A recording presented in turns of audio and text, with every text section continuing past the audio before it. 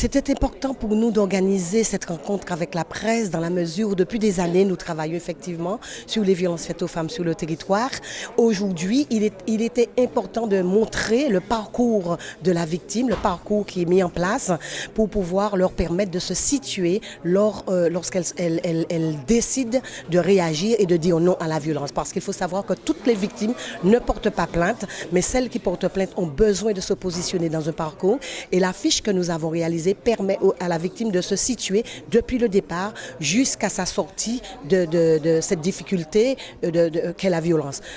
Et le guide également a un caractère d'information, mais de manière beaucoup plus globale. On y trouve tout. L'aspect santé, l'aspect logement, l'aspect sanitaire, l'aspect social. Donc tous les aspects sont abordés, même si vous êtes handicapé, là aussi vous avez les informations pour savoir vers quelle structure vous orientez, les services publics, donc avec les adresses, les liens. Donc c'est important de mettre le plus d'informations possible à la disposition des victimes pour pouvoir justement répondre à leurs doléances et faire en sorte qu'elles n'aient pas à courir dans tous les services de manière individuelle sans se sentir accompagnées. Et ce que je voudrais dire aujourd'hui aux victimes, comme a dit monsieur le préfet tout à l'heure, vous n'êtes pas seuls. Et c'est important de savoir que vous n'êtes pas seuls. Nous aurons, c'est vrai, beaucoup plus de plaintes, nous aurons beaucoup plus de dossiers à traiter, mais il est important qu'il y ait moins de victimes. C'est cela l'important. Aujourd'hui, nous célébrons, comme chaque année, le 25 novembre, la journée de lutte contre les violences faites aux femmes décidée par l'UNESCO. Et chaque année, c'est l'occasion de faire le point sur ce phénomène en se disant que cette année, peut-être, pourrons-nous enregistrer une baisse du phénomène.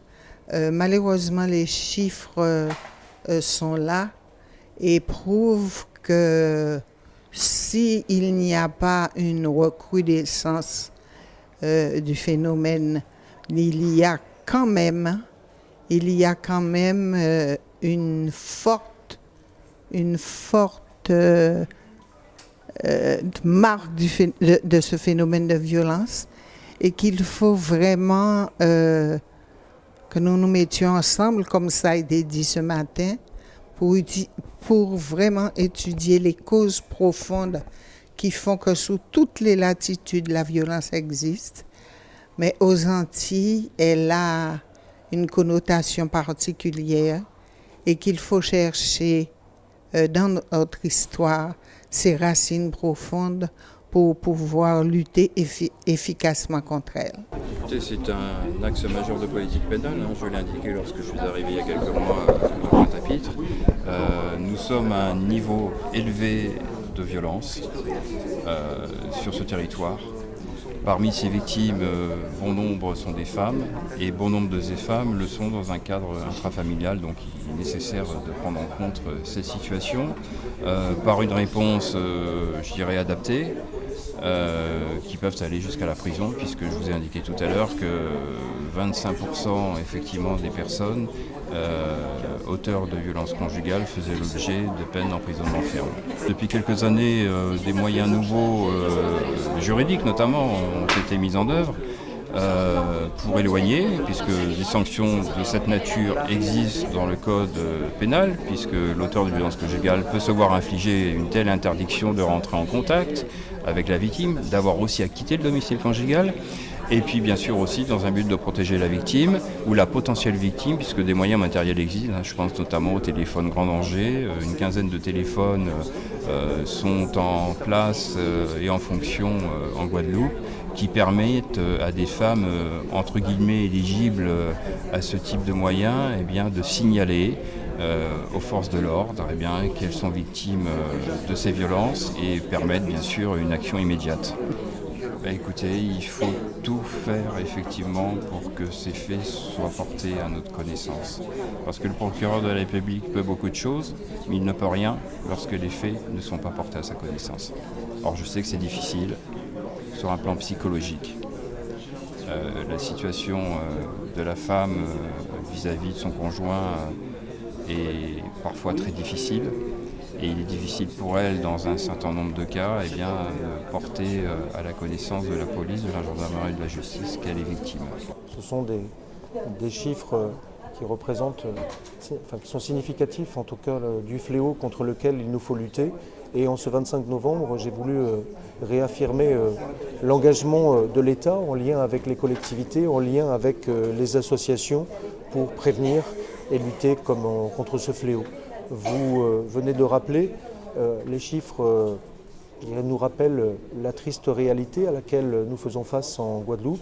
En 2014, ce sont 2200 plaintes de la part de femmes victimes de violences qui ont été enregistrées par les services de police et de gendarmerie.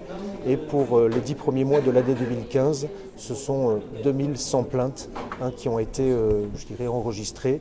Il s'agit pour nous de continuer à agir pour prévenir et lutter contre ce fléau. Je suis satisfait de ce qui existe en Guadeloupe, notamment en termes de mobilisation des acteurs. Je ne suis pas seul à la manœuvre puisque je le fais en liaison étroite avec l'autorité judiciaire. Et c'est vrai que c'est un sujet sensible qui est pris en compte dans le cadre d'un plan interministériel de lutte contre les violences faites aux femmes que nous analysons tous les mois dans le cadre d'un état-major de sécurité présidé conjointement par le préfet et les 2 procureurs de la République. Et donc ça représente un fort engagement des services de l'État, mais également ce volet associatif qui est fortement mobilisé en Guadeloupe. Et c'est l'objet de ma satisfaction. Il reste pour autant beaucoup à faire et c'est la raison pour laquelle j'ai souhaité en ce 25 novembre avec les 2 procureurs présenter une affiche, présenter un guide à destination de ces femmes victimes de violences. Ce guide doit leur permettre de bien prendre en compte les modalités de prise en charge lorsqu'elles sont victimes de violences. Voilà. Et le message est simple, c'est vous n'êtes pas seul et les violences dont vous êtes victime ne peuvent et ne doivent pas rester impunies.